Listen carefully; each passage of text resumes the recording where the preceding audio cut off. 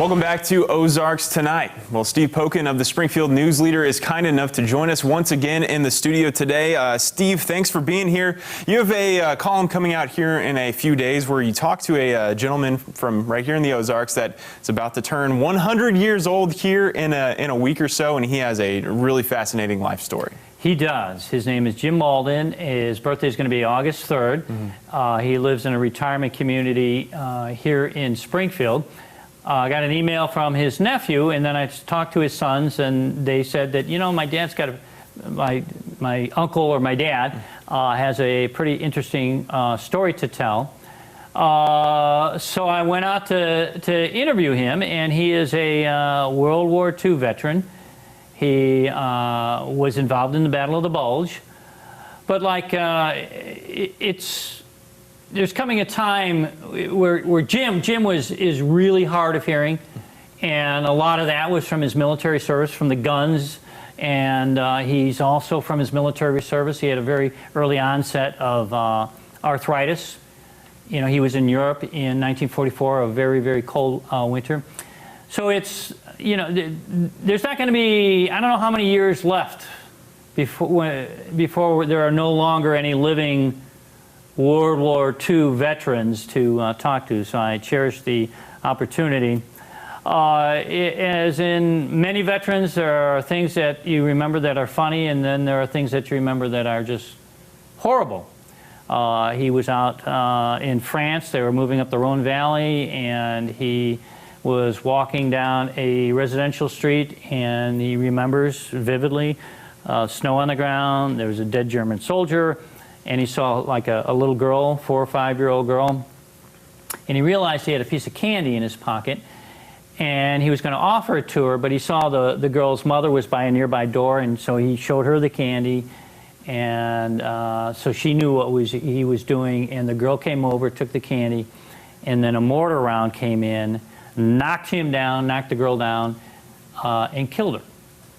And so he picked her up in his arms and carried the girl to the girl's mother. And, you know, it's just, you spend a lot of time going, what if? What if I hadn't offered her the candy? What if she hadn't come over to me? And but he came, you know, he came out of it whole. He came back. He married a Springfield gal by the name of Norma Ellison. They had 2 sons. Both of the sons, one lives in Louisville, one lives in Atlanta. They're going to be here for his 100th birthday.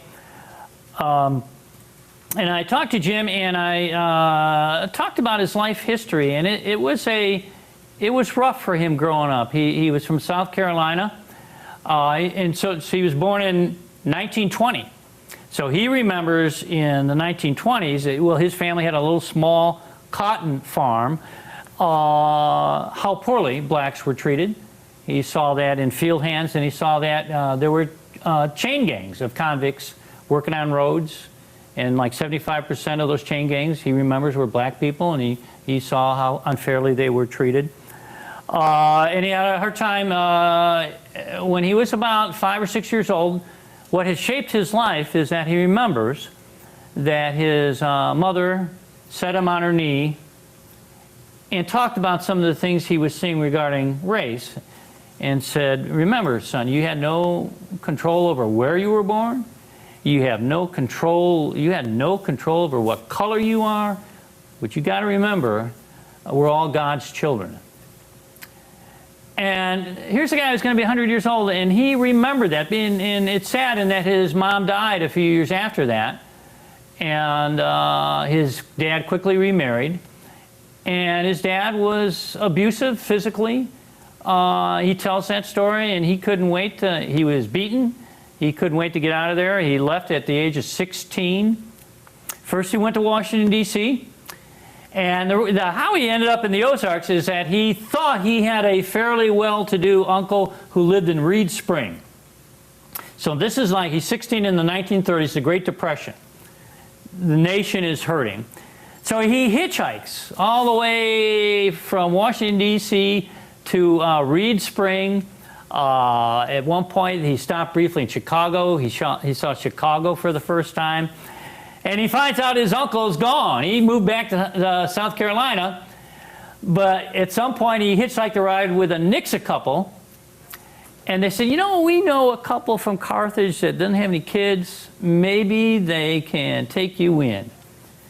And Jim tells the story that he feels like he was the most blessed person on earth because they did take him in, and they raised him as his own from the age of 16 on. And he finished high school in Joplin, went to community college for a year, came into Springfield, Missouri State Teachers College, and then was at the University of Arkansas when he joined the Army. He retired. He had a successful career working for Merck. He always remembered what his mother told him, and he had spent a lot of time with people from other countries, meeting them, and people of color. And so he's responsible for 2 projects in Springfield that are very unusual. One was the Ethnic Story Project. We're on file at our library system. There are 34 stories of people who are black and from different countries who tell their life story. Jim arranged this. And when some of them died over the last decade or so, the next thing he did, if you've ever been to Nathaniel Greene Close Memorial Park, on the north side there's a long line of black gum trees. Each one of them is for one of those storytellers with a little plaque. And those trees are going to be around for a long, long time. And the lesson is one of diversity here in Springfield from a guy who's seen a lot and remembered what his mother told him long, long time ago. We're all God's children. We're running a little bit low on time here, but really quickly before we let you go, Steve, did he say anything about to turn 100 years old? Oh, I asked him what some of the highlights of his life were, and he said, breathing. And I said, but seriously, no? And he said, no, it's breathing. I think he still has a good outlook. He's 100 years old, and a lot of the things that ail him were things from his military service. But he overcame his upbringing, and he's got 2 sons that he raised right, and he looks forward to seeing them on his birthday. All right, it's a great read. It's coming out Sunday's edition? It'll be in Sunday's News Leader. All right, very good. Well, Steve Pokin, thanks again for coming on the show, and we'll see you next time. Oh, well, thanks. Thanks for having me. Absolutely. We'll be back with more Ozarks Tonight right after this.